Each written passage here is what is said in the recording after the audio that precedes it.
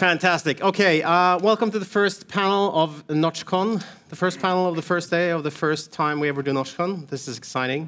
With me today, we're going to talk about the client and I know why he's looking. It's an internal joke. The creator-client relationship with these fine gentlemen. I want to give you just a few moments to introduce yourself, so people who don't know who you are get to know why you are allowed to sit on stage and have opinions that they should listen to, and then we'll just get straight into it. Michael? Hi, I'm Michael, Math Media. I'm here because Luke asked me. So we've got a spot open. He's also very honest. Yeah. No, we've been experimenting with mainly Notch on the field of AR, VR, that kind of stuff, and I think there is a specific relationship with your customer on that level. Yeah. So I think that's my take on this. Oh, well, then we're done and we can all leave. Yeah. Any questions? Any questions? We'll wait with questions. Nice. Is this working? Yeah. Hey, I'm J.T. Rooney. I work with a company called Silent Partners Studio. We're based out of Montreal, and I head up their LA office. And I work primarily in live pop shows and rock tours and big concert events. So I'm coming from the perspective of live shows and pre-rendered content, but now introducing Notch into that workflow. Cool. Hey everyone, my name is Nick Rivero, and I'm the co-founder of Meptic. We're based in Atlanta, Georgia, in the U.S., and we are an experiential design agency. So we really focus on saying, how do we take creativity and technology to create better experiences? So our range of clients is a lot in the corporate sphere, but it's very, very diverse. Everything from healthcare companies and business meetings to one we're going to talk about later, which is a skincare company that we do a ton of Notch work and use Notch to do some pretty incredible experiences for. And hi, my name's Luke, and I'm one of the co-founders of Notch. I wear lots of hats at Notch, but I am involved a lot with clients and the business side of the Notch entity. Yeah, he also pays my salary, so be kind. I just want to open it up with just a kind of open-ended question, and that is, within the realms that you're working, is real-time a topic when you're talking to your client? Like, does it show up early? Is it a part of the brief? Do you suggest it? Is it often required but not used, or the other way around? So I think for us, it kind of, there's a whole spectrum, like you're saying, and we kind of see a bit of the spectrum, but I think for us, real time isn't as much a forward discussion with a lot of our clients, but it's a solution we can provide. It's something we can offer. So a lot of our clients come to us with preconceived notions of, hey, I saw this, or can we do this? And sometimes those notions are just pre-rendered content. And what we're able to now say is, well, look at what else we can do. What else we can do with these same kind of ideas. And one of those is this skincare company I was talking about. One of our first projects with them was they just wanted pre-rendered content. And we said, well, we have an idea. And we then brought it into Notch, added 3 Microsoft Connects, and we made this whole interactive experience that just brought them to a whole different level than anything they'd been used to before.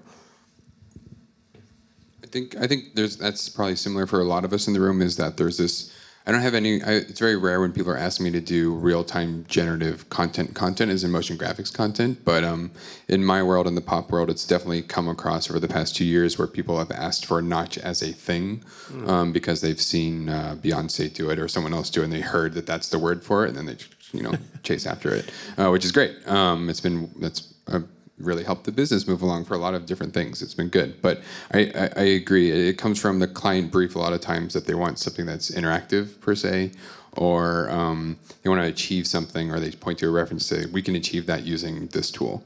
We choose to use this tool Notch because of whatever. Or a lot of times the client doesn't even know that we're using Notch. It's just something we decide to do. But it does vary, I guess. For us, it's a little different. But from the content side of things, everything that we've been doing the last year is based on real time. So it's not a topic, it's not a choice. That's what we do. So they come to you for that specifically? Well, they are you known for doing real-time stuff? So well, they come to us for, hey, we want to do a bit of tracking, we want a bit of AR and all the stuff we've been doing with white light and all. So that's all kind of evolving in a very nice way. But that is all notch-based. There's no other way. Well, there is other ways, but the way we do it is notch-based. So real-time it's not an option. It is that or it's not. So it's kind of like the same thing that it's always been. It's your previous project is the one that gets you the next project, and whatever attributes that project has is included in the ask for if it's a new client or an existing client relationship where you have a new project. Then, like if you're saying that like broadcast AR gets more requests for broadcast AR, I am not surprised because that's how I would expect it to work. With the two of you, it might be a little bit different because in experience, I mean, if we just remove the concept of real-time graphics and just say real-time, so we could just call it interactive instead. Is there a part of it where the brief or the client comes and it's either very open-ended or it's not like if they have a relationship with you, they know they can trust you, right? That's one thing. But if it's a new client, do you then see their brief and say, like you said with the skincare company, like, this actually smells like it should be interactive, and to make it interactive, it has to be real time. Like broadcast AR is a good example. Like you just can't do it. Like do camera matching on a preset path with pre-rendered content. It's not going to work, right? Yeah, I think one thing to say is clients and people we work with are getting more and more intelligent, right? They see these links out there and they're starting to watch, and they love Instagram and they love Vimeo and YouTube and passing links around. And like we joked earlier, is I think a lot of times we just get emailed like each other's links of stuff we did. Is somebody will send you something, you're like, okay, I know who did that. And that happens so much. Is you get that now is people's benchmark of what is possible is going up. And an example to that I always give is think about the film industry. Watch a movie now from a movie 100 years ago. They don't look the same, right? Everything that we're doing now, and the same thing is happening in the experiential world, is the benchmark of what is possible. People are seeing things. They're seeing stuff out there in the world that is pushing their notion of what could be done, even though they have no concept of how. So they come to us a lot of times and go, hey, I saw this thing. Is this even possible? I have no idea how this is possible. And they just send you something and you kind of go, yeah, that's possible. And you help steer that conversation. Now, on the flip side of that is, in our world, you do get clients that come to you with sometimes very predefined expectations of like, it needs to look like this, it needs to be this. Yeah. And then it's less about creating an idea, it's about iterating the idea. It's saying, okay, we have to fit in these very strict guidelines in this little box. What can we do inside of that box? And then we go, okay, what can we do with Notch inside of that box to push that box just a little bit forward? And those kind of things. We often see people emailing us, coming through to our sales channel, and they've heard about Notch on a job, and I recognise that end clients are getting more intelligent, but sometimes they are often after the quick win, and we get many emails that come through that say, "I saw this, I heard it's Notch, I want to buy it and have it on my show in 2 weeks," and it's like. I mean, it happens a couple of times a week, and what's that? 2 whole weeks. Yeah, 2 whole weeks. Nice. That's right. But there is a lot that when we started off with Notch, we were like, okay, we're going to be quite laissez-faire with the market. We're not really going to get involved in your relationships with your clients and try and interfere in the narrative that's taking place there. But we have, on occasion, had to say, hey. We need to start sending out some messages that say, Notch is a tool that a bunch of amazing, great artists use, and it's the amazing, great artists that we're going to point you to, and they may use Notch as part of that process. It's not like something we talk about, above the line a lot of the time, but it's the things that are happening in the background to just try and correct sometimes these customer expectations that Notch is just a magic box, and everything just happens when you turn on the switch and do a couple of clicks. You turn on the make it look good button, and then that brings me on to my next point, which is actually about this, which is about sort of managing expectations. So as you say, we do get a lot, and attest to this. We get a lot of these, like, it's a thing, we want to see it, we want to get it done. I just want that thing. And that's not very different from what a creative agency or a producer would get. Like, I want, maybe they even put together a mood board or something like that, right? But managing expectations, then, if someone's heard about, let's make it Notch, but it can be any tool or any name for anything, and it's the magic thing that fixes my problem by being finished by magical elves somewhere in Britain, I guess. But it's like managing those expectations, like, has there been a shift then in the traditional, when everything was offline rendered, like when your large show was running on time-coded video, multiple screens, everything had to be put together to the point where, well, it's just, I just render it real time. I'll just render it in 25 or 50 or 60 FPS anyway, 30 maybe. Can you just do it on site? Like, how do you manage that? And for a bunch of people in the audience, I guess also, especially if you're starting out with Notch or getting into the industry, how do you price that? As a premium for you to show up, or as a penalty for having to show up? I think this is bringing up like every single aspect of the conversation we wanted to talk about in one question. Sorry, no, I'll just leave and you talk about it yourself. It's good, but I think it's worth starting right off, and we'll just naturally go from there. But I think it's again a question about which, from the very beginning of Notch, when you guys became a full company, you guys had been around in the background for a while and became a product. People started using it. I really pushed for it to get on a ton of shows and really wanted it to be a thing. And I feel very happy that it's a thing. But now it's just like, oh my gosh, you know, sometimes you get all these calls and it's a little bit crazy, which is great. But there's always this conversation of like, is it cheaper, easier, faster, you know, whatever. And I always tell people that it's not. It's just different. So Notch to me is a tool that we all choose to use and blah, blah, blah, and it's great. But it's just, there's a pressure point that comes with creating or designing anything, whether it's a painting or motion graphics content or audio or music or whatever. There's, at some point in the process, there's like something that takes time. And what Notch does is it moves that pressure point to a different place.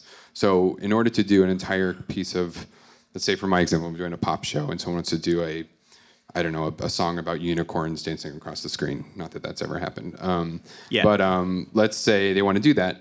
I can't go on site with a Notch artist or a team of Notch artists and just say, sit down and then hit a button, then unicorns appear. I have to get 3D models of them. I have to animate it. I have to texture them. I have to decide what the camera placement is going to be. You know, all these little things, which yes, you can do quicker, but in order to prep all of those things, there's more time at the beginning. Yeah. But when it's time to go and to play, all of a sudden it's just rolling real time. We'll iterate a bunch of beautiful unicorns doing all sorts of stuff. But whereas before with pre-rendered content, all of the designing part was actually kind of quick because you're making it in the 3D software already and you're ready to go, but then you have to hit render and you wait a really long time. So that's where like the pain point is. So it's just, for me, not just like a lot more prep work at the beginning or different amounts of prep work at the beginning and different technical things and stuff like that. But it's still, if you divide it all into these little boxes, it all kind of evens out in the end. Interesting. And this might be a little digressing, but jumping off of your point is kind of the same thing, right? The traditional workflow we all know is you spend all this time and then you render and then you realize, oh, I made a mistake. I have to make the change, make the re-render, all of that.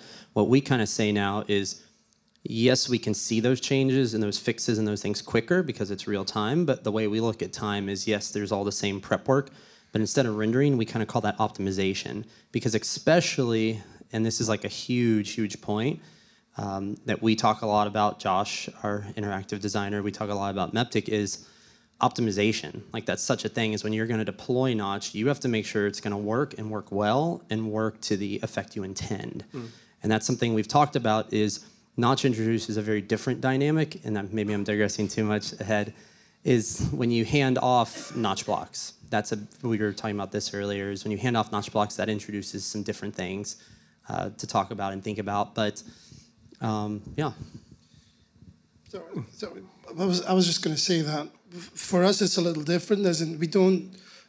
My experience over the last couple of months is that we don't manage expectations. We set expectations, because we get a lot of customers who have heard of it and they've never really had the chance to kind of venture into it because it was a very closed off circle until now, and all of a sudden here comes these live event concert guys, and they're doing all this magical interactive real-time stuff, and so they come to us and they say, well, we want some of that, and I say, that's cool, and this is what you're going to get. It's, you know, there's no in between. This is what you're going to get. This is as good as it's going to get, but it's going to work, and that's the amazing thing.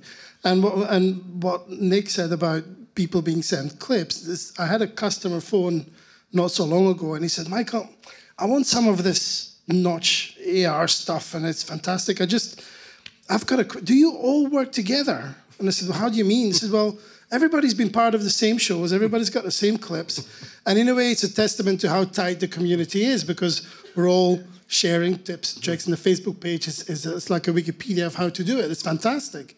But there is this, so customers don't know how it works, and they don't know what they want. And then you tell them, you say, right, okay, it's a great idea, let's do it, and this is how we're going to do it. So it's a little different in our field. I just wanted to put that out. No, I think it transfers for a lot of us, you know what I mean? Because it is that expectation setting is a big thing. You know, the first conversation that someone will have to me is, hey, I want a Notch guy, which is like my favorite sentence ever. Like, I need a Notch guy. I was like, what? What do you want? Like, and you know, I need a Notch guy tomorrow to make a thing. It's like, oh, okay, well, what, is that a design? Is that a thing? You know, whatever it is.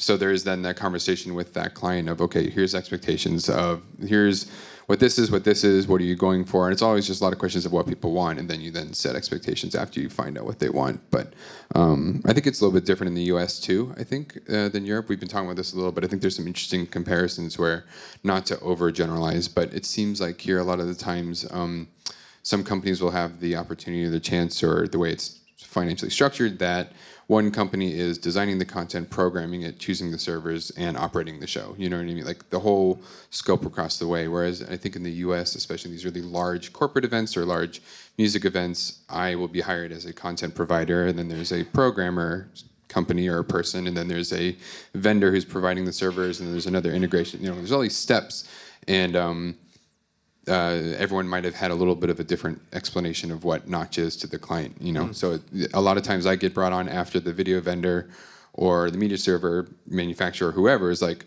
oh, we should do the show and you should use Notch and you should hire these guys to do the content, which is great. But in that first conversation, they might have promised that it can make magic happen in ways that I haven't had a chance to have that conversation yet. So that brings up interesting things.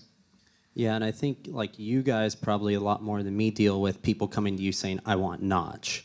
We get that a lot less. We do have projects where people say, hey, I heard you do Notch, those kind of things. But we get a lot more projects where we look at, like I said earlier, the solution is how can we create this experience and what tools let us do that? And that's kind of been our stance on it. I think answering the other question about how much we like charging and things like that. Well, you can keep your rates to yourself, but the philosophy. But the philosophy, yeah. Exactly. The philosophy behind it. It goes to our larger picture of things. Is we look at it kind of all in the same. Is we look at it from the solution standpoint backwards. Is, you know, when we have a project, we go, well, what do we want to do on this project? We want to design something that's interactive. Okay. Well, if we're going to add that interactive piece, how are we going to do that? What are the tools? We're going to use Notch. We're going to use these sensors. We're going to use these servers. We need these things. And so we look at it more from a solution standpoint backwards versus from, because we do X, Y, and Z, we can charge this much. Yeah. I think for us, that's what we focus on. So that's what we look at long term. Is we're always looking at providing solutions and providing these experiences for people, and those are always changing. And we just think, you know, we just focus on that and focus on making the best possible solution. So we don't want to say, well, the barrier to entry is this. We want to say, what's the solution? Because we might be able to attain it in a different way. We might not need this core piece of gear, but we can still do it with Notch. We might not need this, or we might not need that. And we want to just focus on that above just saying, well, because something costs this much, we can't do it on your project, or we can't make your project better. But Nick, just kind of, if I can pick into that, your customer comes to you because he wants something special. He wants something to be interactive. He wants to be able to handle it. So surely that is, you know, that merits you saying, you know what, that's fine. It's in that level. So I don't think we should be ashamed of doing that. And I think it's worth. I think there's a distinction here between real-time workflows, which is what you're doing in Builder, and real-time playback and performance at the end. Because I think that, as you say, some people are coming for the special effect in playback at the end. But one of the really interesting patterns that we've seen over the last 12 months is our fastest selling product by a long way is Notch Builder Base, which you can't do real-time playback with. You can only render out a video. Now, yes, you can work with people who are producing interactive elements, but there seems to be this it's not a divide, but there's this pattern emerging of people who are picking up Notch for a real-time workflow because it's just faster for them to iterate and create. And the client has no idea that they actually did it in Notch because they rendered a .mov file out at the end. And then those clients who are coming and saying, I want a real-time playback set of special features at the end.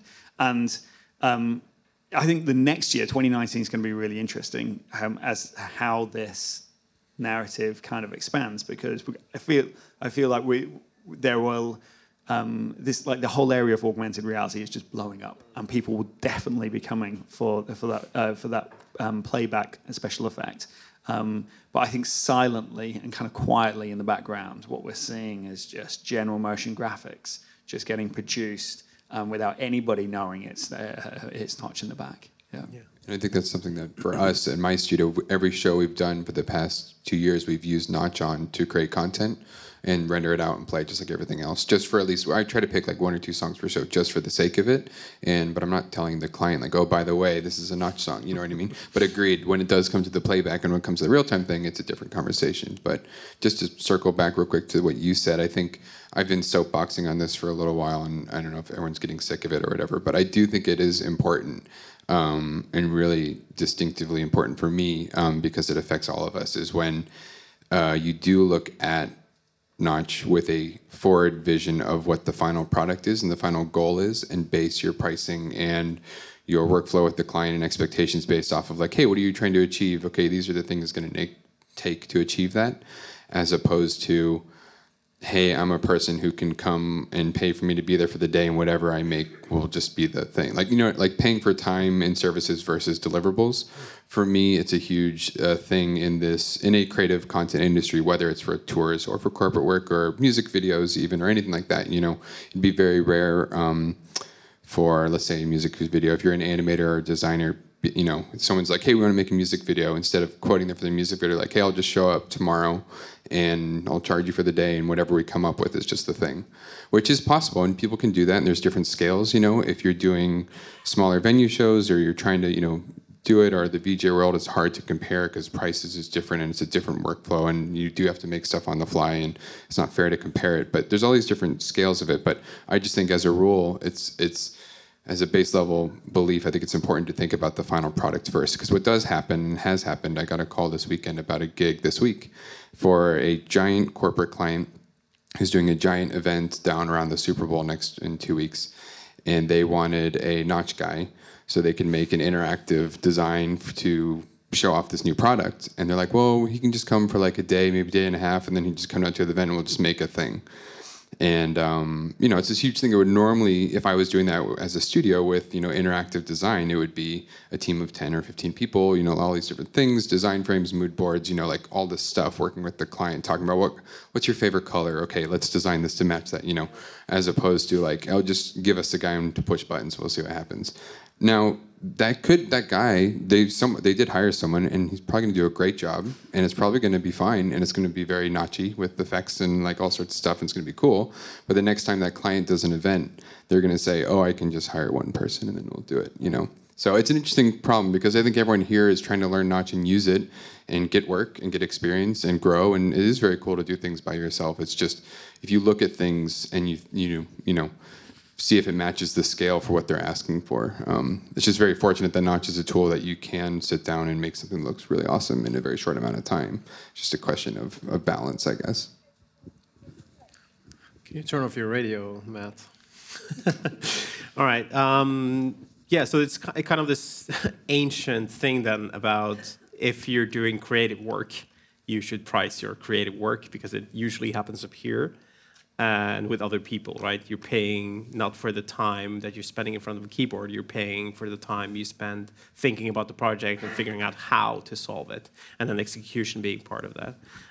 So are you guys seeing then that there's this sort of like 80-20 thing, like, the 80% solution will do? Like the example you just made sounds to me like that client might be happy, maybe not as happy a week later when they see that, they just took Armin's iMac and stuffed it on a whatever model or whatever the product is, and it's like, hey, this competing product is doing the same thing, and it looks exactly the same, except it has my brand colors. Like, there's this low cost versus mid and high cost. Like, you pay for quality. I know this is shocking. You pay for quality, right? And quality usually involves people interacting with each other. Well, what happens for us is we tell the customer, say, it's going to be a bit expensive in pre-production, but that's just me or 2 or 3 other people. When we get to the set, we're not going to make your whole team wait. You're not going to have to pay an extra day of studio time just because we are not ready. So which one do you prefer? Do you prefer to pay us a little bit more in pre-production and save massively in production time? Or just say, well, no, you'll get the budget to do that, and we'll solve it in the set, with the risk that he's going massively into over hours for the whole crew, not just for the 3 of us. Yeah. So that kind of the blend is different. Yeah, that balances each other out. Interesting. This is probably a little bit unfair, but all the media servers listening, one of the features that I'd love to see moving forward is something that has come out of a lot of the pop shows that we've seen, which is people are using Notch, even sometimes at 15 frames a second during rehearsals, to get their content looking right and have all of that flexibility and change. And then they're rendering out at the end at 30 because it's just going to be a playback show at the end.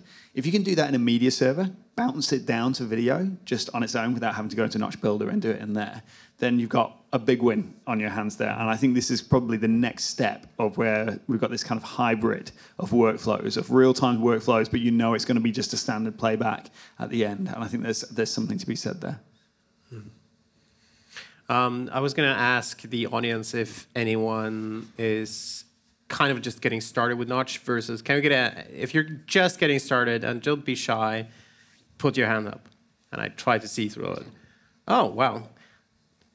And just to see if it's shyness, can anyone who's currently making money using Notch put their hands up? All right, so like a third of the audience is just here for some reason that we don't know. Fair enough. Okay, we'll try to make artists or something commercial out of you. So if there are any tips here, since you're kind of representing 3 different models of working, if there are any tips for the people starting out, because as Luke said, like there are a lot of people getting builder base and just getting started using Notch, and hopefully, or I would assume that there's an incentive or a desire to kind of capitalize of that, make money, work with some cool people, do some cool projects. So if you can go left to right, some tips, some getting started tips. Well, first of all, I'm really pleasantly surprised to see so many people. When you asked, new in Notch, and there's so many hands going up, which is fantastic. That really is very cool. The one thing I would say, but that's a very selfish thing to say, is don't go in too low, but just don't undersell yourself. It's a skill. And you'll find that out. Creating real-time content is harder than just, than doing it in a 3D package. It is harder. You'll spend a lot more time, and you'll get frustrated a lot more until you get the hang of it. So don't go in too low. Don't be shy about it. Just ask what you think you're worth and just stick to that. That's what I would say. I agree. We all agree. I think I would second that, of course, but I would also say, to your point, if you guys are, I don't know if that's the question, but if you're looking to find work, or if you're trying to learn Notch and then use it with other companies, or get your work out and stuff like that, I think I was talking to someone else about this earlier. I can't remember who it was, but we were talking about the Notch Facebook group is great, and Notch as a company really suggests using Behance. They've been trying to support that as well. The Instagram tag Made with Notch is huge. I've let all my clients follow the Made with Notch tag and then send me stuff from it, and I want to do this, and okay, fine.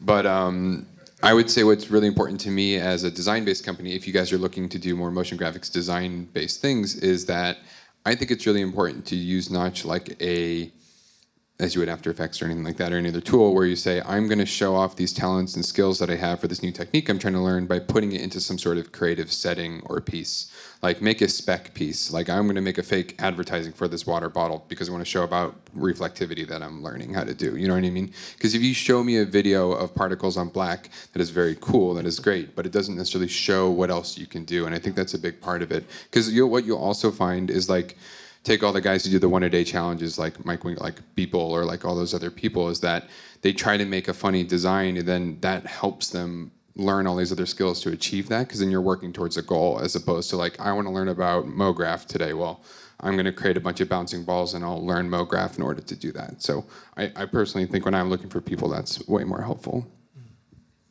Yeah, I think I would say experimenting and playing, I think all of us know is such a big one, is just getting in there and actually doing things. And I think we're going to talk about later is like, so many of our projects are just because we got in Notch and started playing with things, and those things turned into realities over time.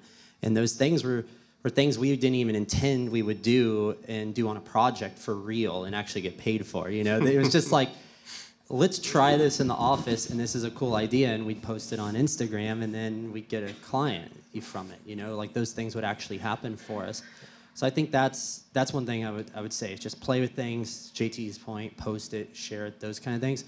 I think the other thing I would say is, just like all softwares, there's so many different aspects to learn. And with Notch, there's so many aspects, and there's things like what you're saying with Base as being a motion designer and just rendering assets, and that is an incredible skill set to master, of like actually making meaningful things. But then the whole real-time workflows of exporting blocks is a whole nother layer. Yeah. And there are other complexities to learn about that, and you can't really just assume one about one side and one about the other. Because what I kind of mentioned earlier and we were talking about is, especially on the real-time side, there's such new implications into the world now, which is, if I render a file and hand it to JT, he knows what to do with the file. Put it on a server and play it. If I hand JT a block, he assumes he knows what a block does. It goes into a server that supports a block.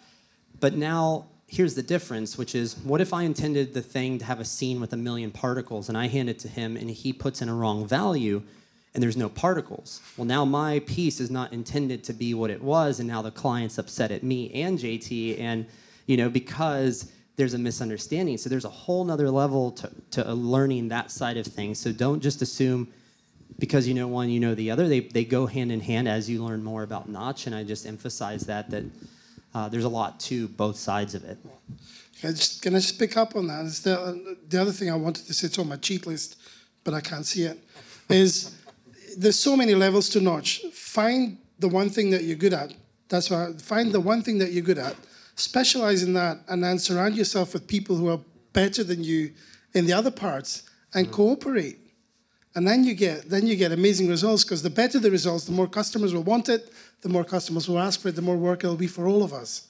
So I would say find the one thing that I'm not good at pretty much anything. I know how to sell a story, and I know how to do that, but I can't, like the JavaScript nodes and all that. I kind of circle around those things because I have no idea how those work. Yeah. But I've got people working with me that are masters in that, so I just say, hey, I want that, and they'll do that. But I think you all have that. Like you pick the thing that you liked with something. If like, okay, you're maybe not you're a programmer, but you know how to make stuff happen.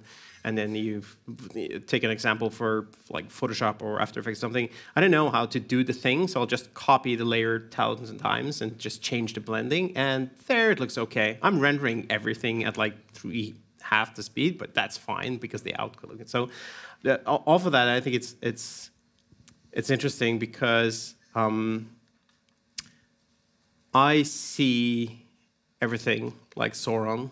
And I would say that if you're starting out with Notch, and it's like, play the thing that you like, but if the thing that you like is putting up a grid with particles and throwing on the film filter on the default setting and putting it on Instagram, try a little harder. Because it's fun to play with particles, but don't necessarily share the first thing that you do with the particles. Share the third thing you do with the particles. Because by that time, you learned how to use it, and you learned how you like to use it. Yeah, I'd follow on that.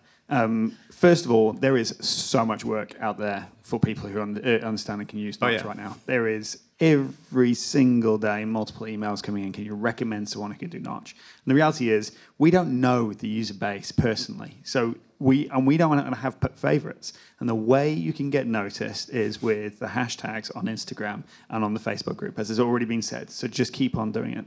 The second thing is, if you don't know 3D, learn 3D. Yeah. Because Notch is a 3D tool. Yeah. So if you don't know what 3D, as Ben just said there, you'll get to use 10% of the product. Yeah. So if you don't know how to use Cinema 4D or Maya or Max or one of those tools, start learning that as well alongside. And by the knowledge that you build on both sides, you're just going to come on leaps and bounds. Yeah. I want to touch on that point about 3D. Actually, is part of our company is traditional motion design as well, and 3D designers are very hard to come by. Oh, yeah. Like good 3D designers, because not only that, right now, as a lot of you might know, is 2D design is very trendy. But long-range 3D is where everything is, and a lot of times we create elements in Notch that we pre-compose in After Effects and render something that is very flat and very 2D. But fundamentally, forward moving, like, we only bring people onto our team that know 3D and have 3D design skills because they can learn 2D backwards. But learning 3D forward, like when I went to school, I focused on 2D and I never learned 3D actually. Yeah. So me being in my 30s, it was actually a lot harder for me to pick up 3D later in life as I had to now with things like Notch and server systems that are entirely 3D. But I can't attest enough to that the world is in 3D. So we're going to keep moving in 3D. And like Michael knows, AR is big right now, and that is very fundamental understanding of 3D space. Plus, if you're using Notch as a sort of After Effects alternative, the way things look and feel is these sort of things are cyclical. They're going to change over time. Yeah, sure, everybody saw the new Spider-Man anime movies, and now everyone wants like the raster textured. It's a fantastic movie, by the way. You should go see it. I saw it twice. But then something else comes back, and now it's like 90s and cyberwave and punk and whatever, and then it's 3D and hard edges, and then it's 3D and soft edges, and then it's bokeh, and then it's not bokeh. It's like, just learn the basics, and then you'll be able to do pretty much anything. You'll be able to follow along. I wanted to open up the questions before we ran out of time. We have about 5 minutes. So we could sit in chat, or we can open the questions. Does anyone have any questions? Yes? How do you sell something that you can't easily capture on camera? And how do you pitch something that doesn't exist yet, like that you can't easily visualize? All right, I'm going to repeat the question for the recording. So the question was, how do you sell something that the client cannot see? And the second part of his question, which I don't remember. What was the second part? How do you sell something that's hard to visualize? How do you sell something that doesn't exist yet? Yeah. So which is a huge one. I told them this line backstage beforehand that my brother-in-law taught me a quote many years ago that said, when you try to tell somebody something you've never done before, they look at you funny. When you draw it on a napkin and send them a rendering in a pitch book, they shake their head like they understand. But if you show them a video that you've already done it, they buy it. Yeah. Which is to the opposite of your point. So it's very difficult. The thing for us is, with our clients, I always say in business, there's 2 core things to business. Relationships, it's who you know, and everybody says that. But really what business is trust. It's getting someone to trust you, to say, I don't care how you do this or what you're going to do, but I trust that you can do the crazy thing that you say you can do. And that's how I always approach it, is I really want to try and find and focus on just, with our clients, getting them to trust us more. Because when they start trusting us, the sky's the limit. You know, when I go, hey, we have this exploding balloon idea, they just go, okay. We want to put a person in a balloon, send it up, and explode it. And like, yeah, doesn't it die? Well, yeah. Yeah, but it's a great idea. It's going to be awesome. So to just qualify that a little bit, because this works for you because you're well-known and you have those clients and you have that trust. If he was one of the people who don't have that relationship yet, I would come back to the sharing that we all talked about. Create the thing, share the thing, with no necessarily, like, no prospect in mind, but that is your trust. If you can point to your Behance page or portfolio and the thing that doesn't exist, you created that 5 times earlier for someone else, they're going to have trust that you'll be able to create it. I mean, this comes back to the initial, what all creative design is, right? Like architects, or like George Lucas selling Star Wars, right? Like, what is it going to be? Well, it doesn't exist. How do I show it? So that is like the hardest part of this business in a service and design industry. Is my entire day's work is spent convincing people that some sort of magic will happen, and then secretly scurrying to make it actually happen. So, like, design frames, renders, sketches, mood board, references, other examples, like you're saying, like all these things are just tools that you'll have to kind of feel out with every client, because every client will be different. Some people say, I have to see proof that this exists, and the answer might not be that it does exist. So at that point, it's like, well, we can make it for you, but you're going to need to pay for that. You know what I mean? So like, there's all these different ways you can do it, but it's hard. It's the thing that comes up all the time. It's what creative design is. Yeah. Do you want to go? Yeah, I'll just go quickly because I'm actually going to talk about you. He doesn't know what he's doing. He already told us that. A couple of quick things. So one is, I think often you're having to build bridges with things that people already understand. Yeah. So one of the things I've seen Michael do is he's got the ability to be able to draw parallels with the things that he's seeing on screen by giving them cultural references and saying, but instead of it being pre-rendered, it's been done in real time. And because of that, you get to do this. Yeah. The second part to it is I've had the opportunity to sit on many pitches with stage designers, and I received the deck the day before, and you see it and it's going, oh yeah, it's all right. But when you see a stage designer pitch their deck, they take something that is very kind of flat and opaque in terms of the designs which are in those frames, and throw all the narrative behind it. And I really think that the successes that I see for people using Notch is when they've captured the brief of the client beforehand and allowed Notch to sit within that, as opposed to pitching the Notch effect and then reverse fitting it back into the narrative again. Yeah. So just to answer, how do you sell it? The fact that your customer asked the question is that he wants it. Mm-hmm. So it's up to you, with your passion, your enthusiasm, you believe that you can pull it off, to just bring him in, because he's asked you the question. That means he wants it. He just wants you to tell him how badly he wants it. That's my experience. And the other thing is, your customer does not. When he asks you the question, he's seen it somewhere. That means he knows it's out there. So for you, it's okay to reference other people's work. Just give them the credit. Right? Just tell them this has been done with the same software. Now you've come to me. I'm going to deliver that to you, and that usually brings them in. So, trying to sell something that you can't see, it's out there. You can use other people's work. Just, don't steal it, and just give them the credit for it. Just say you'll do it better. Yeah. Yeah. But don't say you'll do it cheaper. All right. Any more questions? Ooh. Not Matt. Aww. The guy in the shirt. There was always the kind of, let's call it, excuse of render time. So there were no changes able to do later on. I'm speaking about errors that you obviously need to fix those. But how much do you see more pressure? Customers changing their mind last minute, or advantage to compromise? Can I take that one? Yeah, go for it. Just repeat the question for the video. Oh, sorry, he's asking.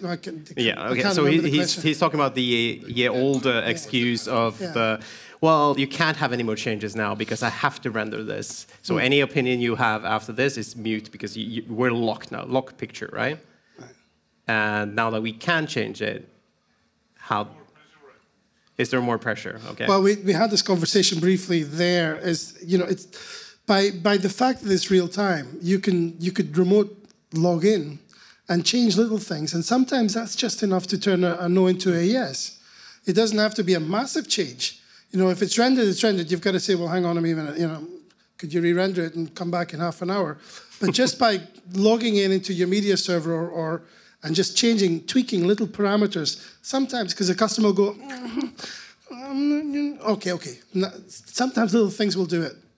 I think that's super true. I think it's important, though, to set up, it's about expectations and conversations and very clear boundaries with your client. There's someone I talked to in the industry, I won't name it, but we're working on a show, and they're like, well, I just need to get more graphics cards and more computers so I can do more changes during the show live. If the technology enables me to do this, then I have to do it. And you're like, I'm not sure if that's the right answer. You know what I mean? Because there's still, again, the question of design and decision making and all these other things. Like just because you can remote in, I think in your sake it makes a lot of sense during shoots or something like that. We're all on set, we're getting ready to do the take. I'm just going to tweak this color. Cool, we're going to go. As opposed to a live broadcast or a performance where I'm in the show, like, you know, pushing buttons, maybe not the best idea. But I think it's obviously to your comfort level and knowing what the show and the environment is. But for me, I still set a lot of really hardcore boundaries because we all just know how show business works and how things happen. And like you said, there's 300 things in the pipeline, and I'm going to change one thing. But in order to do that, I had to change the network settings of something, and all of a sudden the whole system goes down during show. Like, we're in a live entertainment business, or at least most of us are, and there's just a lot of risks with that. But yeah, it's a huge conversation we have all the time, I think. So. Know that it's possible they will ask you to do that. This is why I'm asking for the profession. It is, yeah. So I've spent, you know, I'll be in rehearsals for 2 weeks with the designer, like, oh yeah, we can just change it live, no problem. Then day of show, I'm like, oh, we can't change it live anymore. Like, you know. But it's true. We just have to have that conversation. But I think the conversation, as JT's just said the words, it's shifted from time to risk. Yeah. So would you make a change to a keynote presentation 2 minutes beforehand when you don't have a chance for a run through?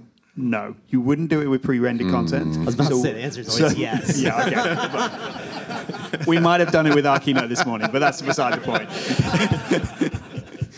But is it a good idea? And I genuinely do think a lot of things are around risk. And I've heard horror stories of, and we changed the particle count, or we changed the emitter or the effector 20 seconds before the show, and we didn't have a chance to practice it. And so I think it is a harder conversation. But I think you really have to manage the risk for sure. It's all client expectation. That's all I was going to say. Yeah. All right. We are getting very close to the wire here. I would really like to hear Matt's question. No, Yeah. Well, I was going to ask what he asked, but I was also going to ask if you're billing for render time, isn't Notch terrible? If you're billing for render time, it's not terrible for you. I think the answer is nobody's billing for render time. I was going to say, yeah, actually, it depends. I know some companies who do, some companies who don't. We don't on every project, not to talk too much personal details, but there are some projects where we do. Like, let's say if it's a 36K resolution render, I'm going to be charging for that, like, clearly to the client. But other times, it's in our prices somewhere, but it's not necessarily a thing. So for us, again, you're paying for expertise of Notch and the workflow and the time spent on training and all these other things. So it hasn't really changed much for that way for us. Yeah, for us, it's in time spent in revisions, and then, like I said, if we're performing it in real time, we spend time in optimization of is this going to work? You know, and sometimes that could be just a little bit of time, sometimes it can be days, depending on what we're trying to do. The biggest thing about render time, and this is a different conversation, but like what he was saying, since there isn't a cutoff point or whatever, the thing that's interesting is that there's actually something nice about rendering. I get a little nostalgic every now and then of like getting a second to like step away from the computer and breathe for a second. Go get coffee, get coffee, you know, whatever, you know, go outside, God forbid. But I think there is something interesting about when you don't have to render a Notch, you can kind of iterate a million times, which is great, but all of a sudden you like start here and you're over here because you've iterated and you were supposed to be going that direction. That is a fantastic handover for me to pitch you all to come to the panel tomorrow, which is going to be talking about exactly this topic. Yeah. So can everyone give Michael, JT, Nick, and Luke a big hand? Thank you, guys.